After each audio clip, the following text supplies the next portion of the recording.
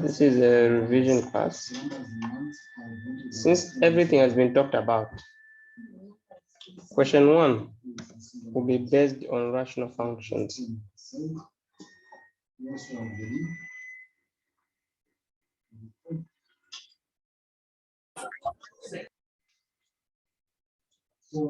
Question says, for a curve, y is equal to x squared plus 9 over x squared minus 1. Find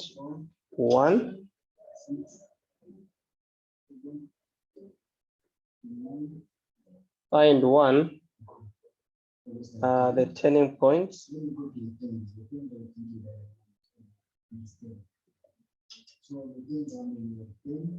The turning points of the curve.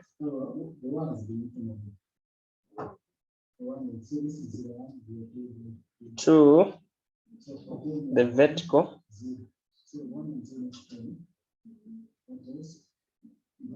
The vertical asymptote.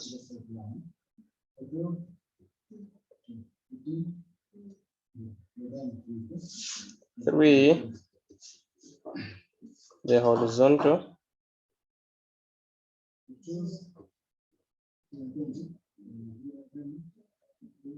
Asymptote.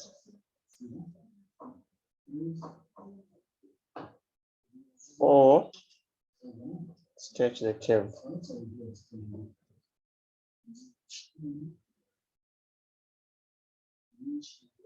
Sketch the curve.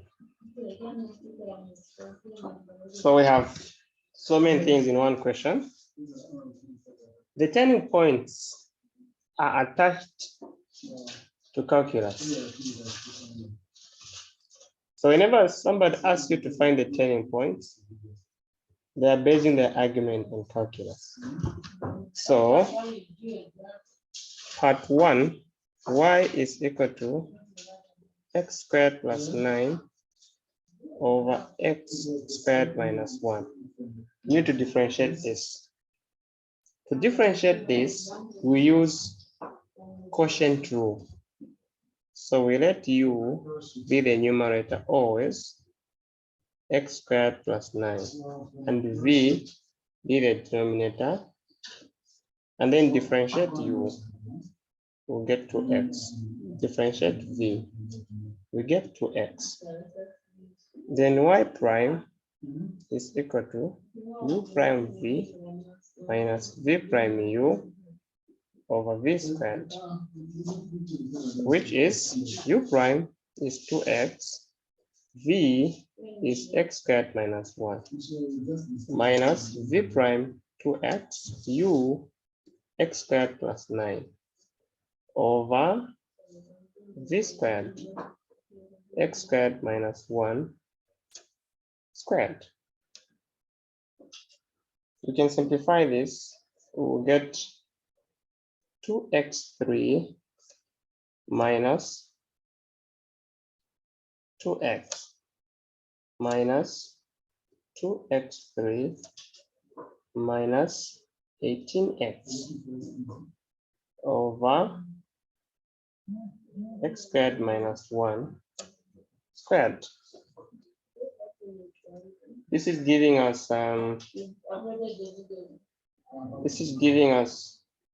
this will cancel here, so we get negative 20x over x squared minus 1 squared.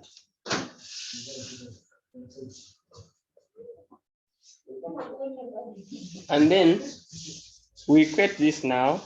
This is the first derivative. So we now equate it to 0. So we equate this derivative to 0. When we equate it to 0, we get negative 20x is equal to 0, giving us x is equal to 0. First thing, well, we know that here we have critical numbers. The critical numbers that we have also can come from the denominator, which is x squared minus 1 is equal to 0. But we won't consider them because they are sitting as a vertical asymptote. So they cannot give us any turning points. So this one, for that reason, we won't consider this one as something that can give us critical numbers. So far, what we are saying is that x is equal to 0 will give us a turning point. So we go back to the function and substitute. When x is 0, we get 9 over negative 1, which is negative 9. So our turning point should then be 0 over negative 9. Now we understand that this is sitting on the y-axis. Whenever x is 0, that is on the y-axis. So first thing has been answered. Second, the vertical asymptote. We now got the vertical asymptote. The vertical asymptote, as agreed. Hello. How did you get rid of the denominator? When equating to 0, obviously you would cross multiply, is it? Yes, sir. You cross Okay, multiply. all right. Thank you. Okay. Okay, let's go to the vertical asymptote. The vertical asymptote, we have x squared minus a plus 9 over x squared minus 1. The previous product is very short. Today you should be a bit fast to do the screenshot so that we cover a lot. We have so much on the table.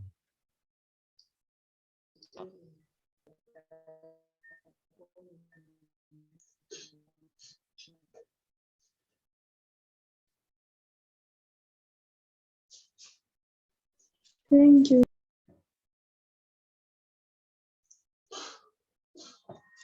So this is our curve.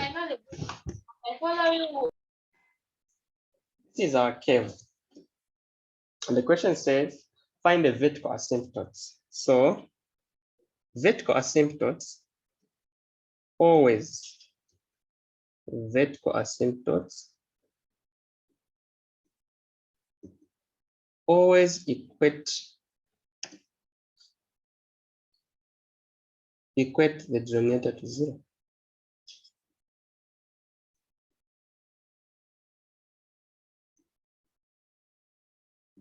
So you say x squared minus 1 is equal to 0, and find the values of x. This implies that x squared is equal to 1. So we obtain x is equal to 1 or x is equal to negative 1. So these are the vertical asymptotes. Next, horizontal asymptote.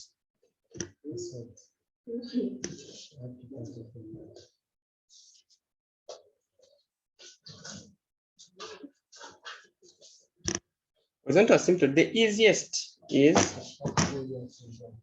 find the limit as x goes to infinity of the function.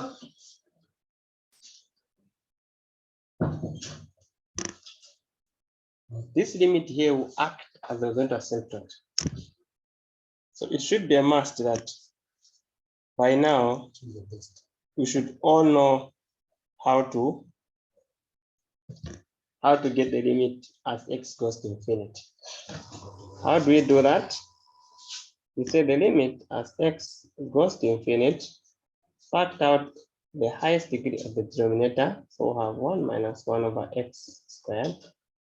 Do the same to the numerator, factor out the highest degree coming from the denominator, so we'll have 1 plus 9 over x squared. These two guys will cancel each other, and so we'll have the limit as x goes to infinity, 1 plus 9 over x squared over 1 minus 1 over x squared, giving us 1 over 1, since we agreed that the limit as x goes to infinity of anything over x is equal to 0. So because of this, we have that this guy is now equal to 1. So it's our horizontal asymptote. So we have the vertical asymptote, we have the horizontal asymptote. We can now sketch the curve. So how do we sketch?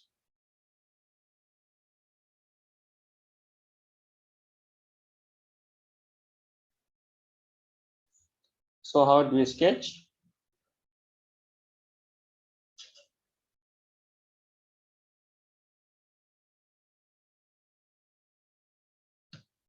So to sketch, I can even put a sketch here. It's not complicated.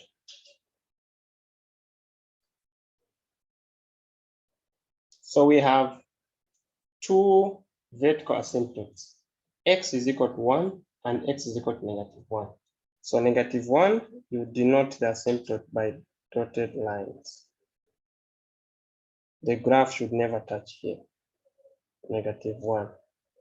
+1, the graph should not touch here. +1. And then horizontal asymptote, +1.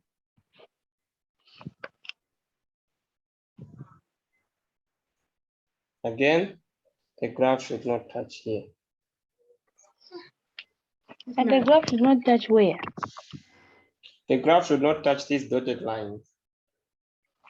That's why they are Why? called asymptotes.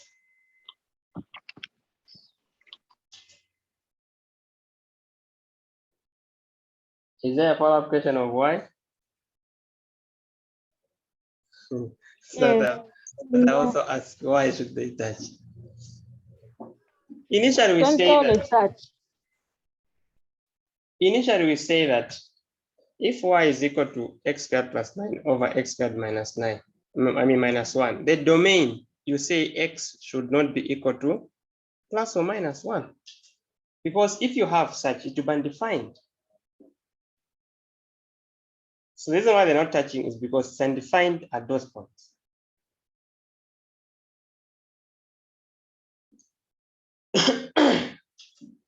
So that we can now say, okay, we can now put our curves. You go to the vertical asymptotes first and pick, so we'll start with 1. This one, pick a number bigger than the vertical asymptote. Since we have 1, let's pick 2. Okay, and take it in the curve. So y is equal to 2 squared plus 9 over 2 squared minus 1. This is 4 plus 9 over 4 minus 1, which is 13 over 3. Approximately, this is 4 point something. 4.3 to be specific. So this 4.3, when getting the number 2, we use the vertical asymptote. We got a number bigger than the vertical asymptote. The number we get after substituting a 2, we compare this figure to the horizontal asymptote. If the figure is above the horizontal asymptote, then the curve will be above the horizontal asymptote in that region. If we obtained a number less than 1, which is the horizontal asymptote, then you would have said this curve would have been below the horizontal asymptote curve line. Yeah. You know? I think I'm lost. Why did we pick 2? We are saying that we are picking in any region. We have 3 regions here demarcated by vertical asymptotes. In each region, you pick a number randomly. Okay. And then about the 4.3, what did you say? After you pick that, you want to get some number. The reason why you're picking a number that is are bigger than the vertical asymptote is so that you can know where you should put your curve. Is it in this region or in this region? So after Just put in picking the that middle. number, you want to know, after you pick the number, you are inspecting, you're checking, what do I get out of this number? I get 4.3. Is 4.3 bigger than 1, which is a horizontal asymptote now, not a vertical? If it is bigger than the horizontal asymptote, then your curve will be above the horizontal asymptote, but to the right of the vertical asymptote. If the number is lower than the horizontal asymptote, the curve will be below. We now go to this region here, the middle region. So the middle region, we pick again. Now, because 0 is in this region, and we found this as a turning point, 0, -9. There will be no need to test here because we're assuming that we have gotten 0 in between -1 and 1. We've gotten 0 and we have obtained -9. -9 is below 1. So our curve will be down here. And it came out to be the turning point.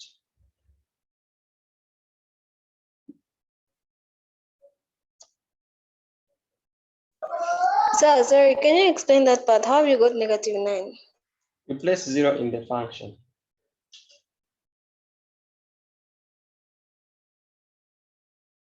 Please take note.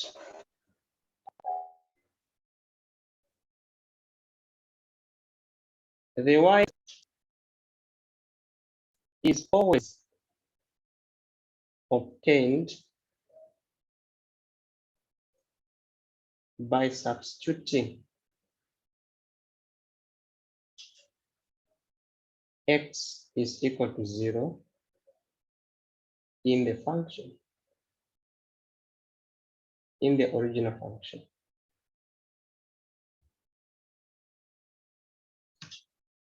Whenever you want to get the y-intercept, let x be equal to 0 in your function.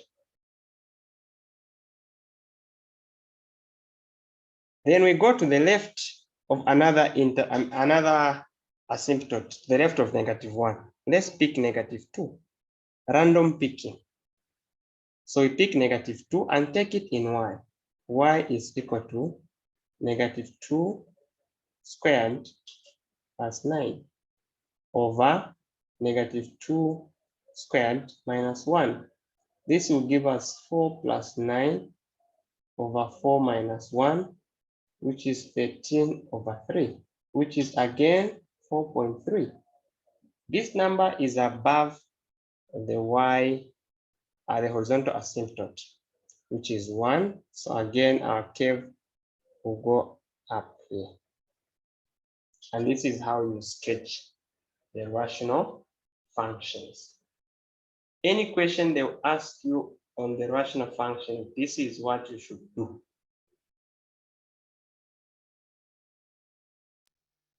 Sir, Hello.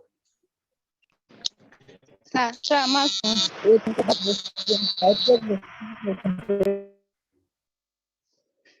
I can't get you. sir, to find the graph, these graphings that you plotted, we must pick any number in the axis. Ish, I don't even know. Like You're here you picking picked a 2. random number in each region away from the Okay. asymptotes.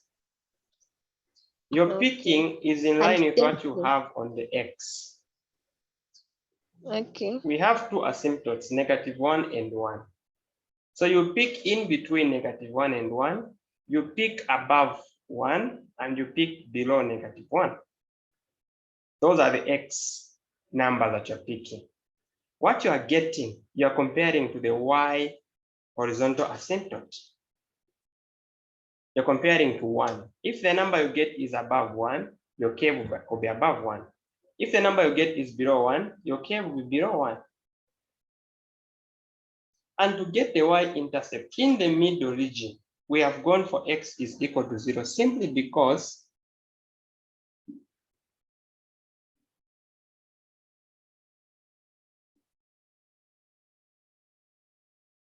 We have picked 0 because 0 gives us the y-intercept. That's a function of 0 in each sketch, is to tell you where your graph will cut the y-intercept, I mean the y-axis. How do we get the regions to sketch? The regions are demarcated by the asymptotes. You get the asymptotes, plot the asymptotes, then you have the regions.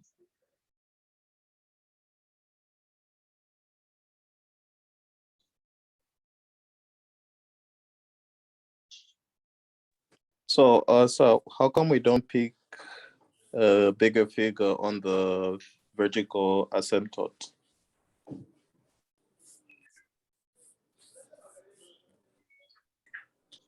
How come we don't pick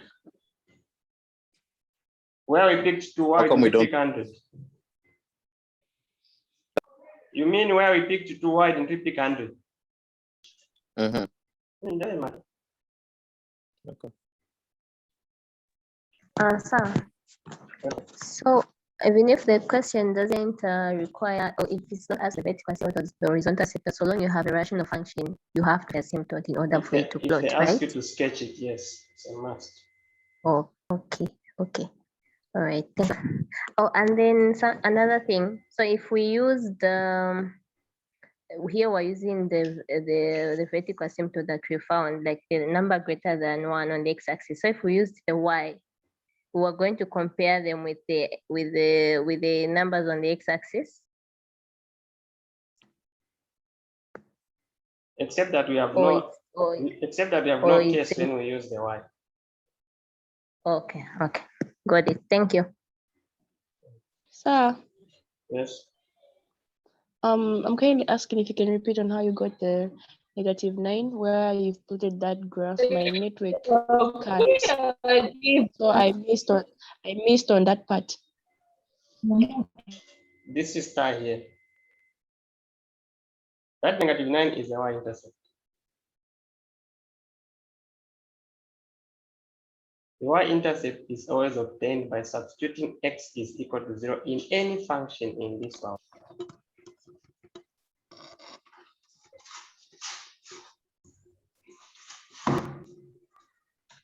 Is that enough?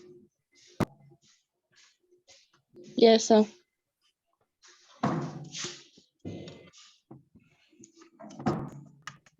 Question 2.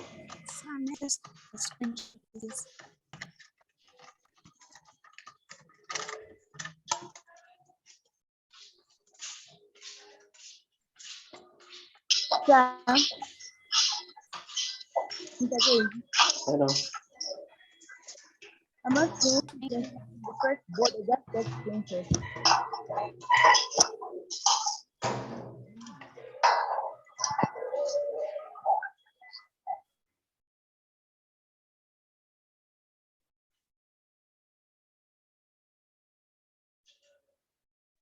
The next one.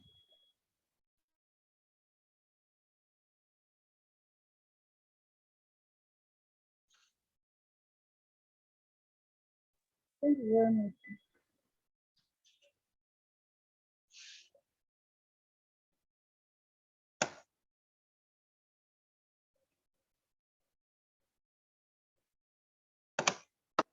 Two, given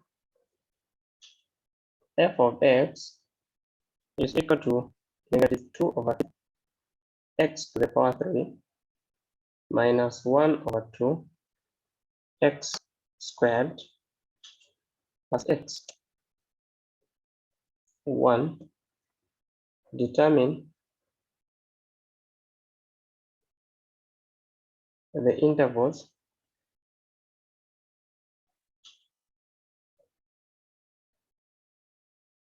where the function is decreasing.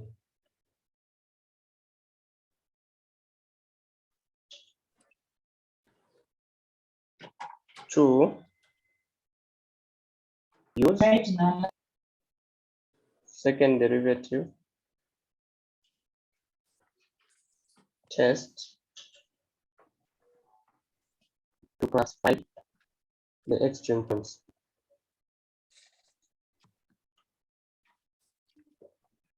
3, sketch f of x. Solution. Part 1. Determine the intervals where the function is decreasing. The first step is always to differentiate the function. We call f prime. The derivative, we are using power rule throughout. So you get negative 2x squared minus x plus 1. And then equate it to 0. So we equate this to 0.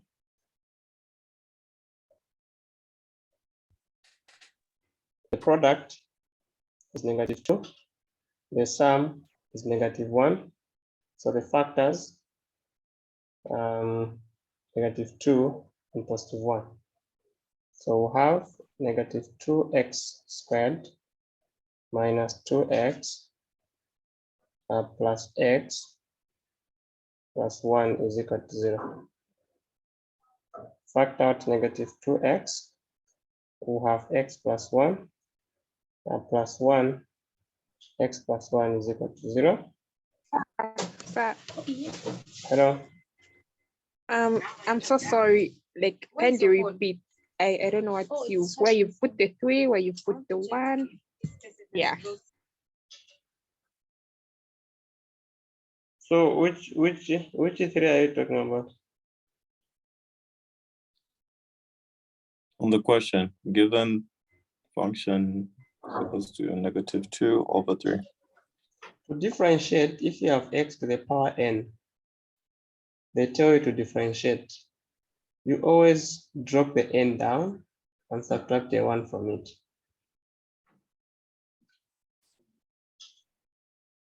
This is called power rule.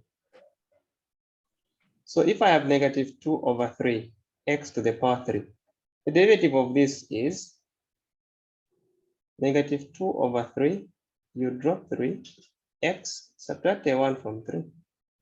This 3 and this 3 will cancel. So I have negative 2x squared.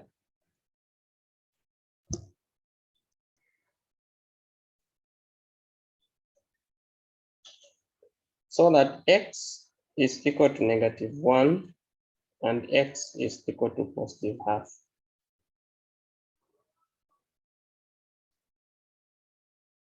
So these are two critical numbers.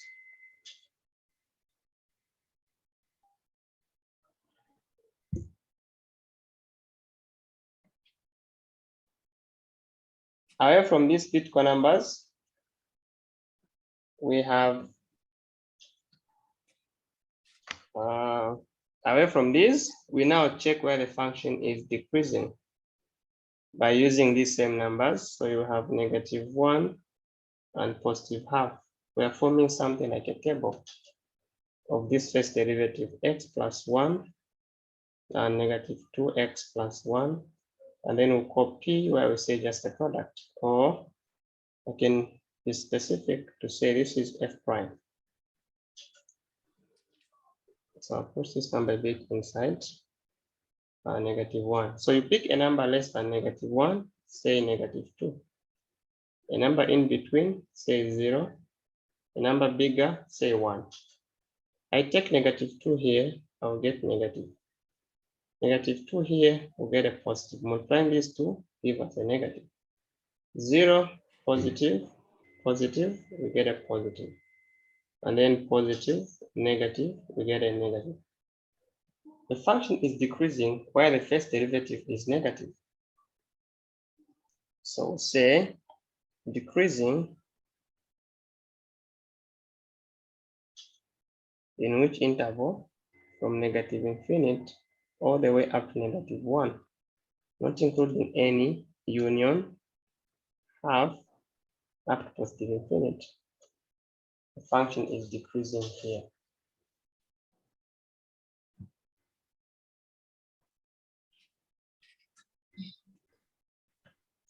Part 2. Use second derivative test to classify the extreme point. So Yes. So if it was increasing, it would have been where it is positive. Okay, thank you, sir.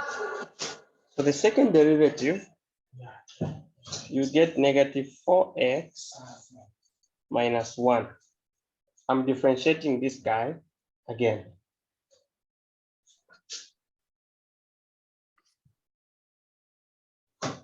And then in the second derivative, you pick your critical numbers. Pick your critical numbers, substitute them in the second derivative. So we have f prime prime of negative 1 is negative 4 multiplied by negative 1 minus 1, which is 3. 3 is greater than 0. So negative 1 is giving a minimum or a minima extreme point, extreme value. Then again, f prime prime of half will get negative 4 half minus 1. This is negative 2 minus 1, which is negative 3, which is less than 0. So half is giving a maxima extreme value.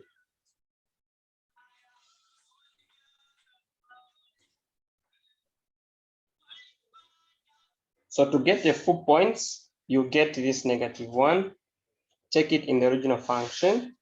So we'll have f of negative 1 is negative 2 over 3 by negative 1 minus half minus 1. 6 common denominator. Then we have 3 by 2, we get 6. I mean, we have 2 by 3 into 6 is 2. So 2 by 2, we get 4. Hello?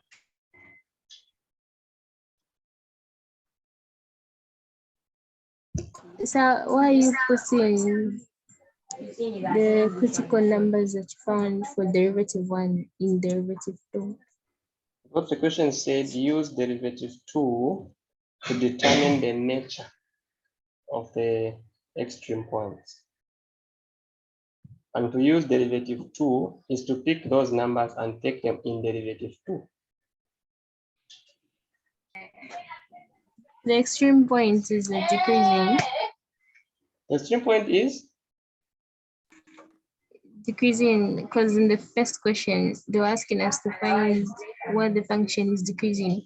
and So we the found, extreme and we point, found an interval. An interval is not a point.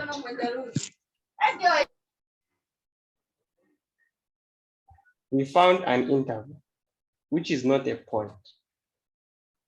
An extreme point is a point x comma y, where x is coming from the first derivative. And then you take that x in the, from the first derivative in the original function to get the y.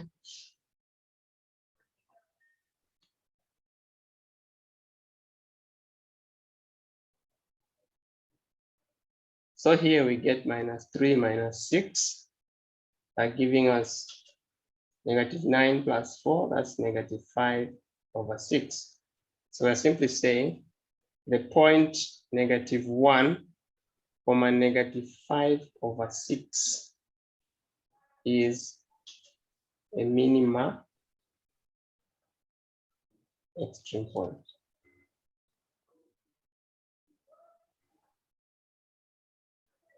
That's how you find the point. Okay, this class will be cut soon because of the Zoom setup. So quickly join back. We're in a hurry to be able to think.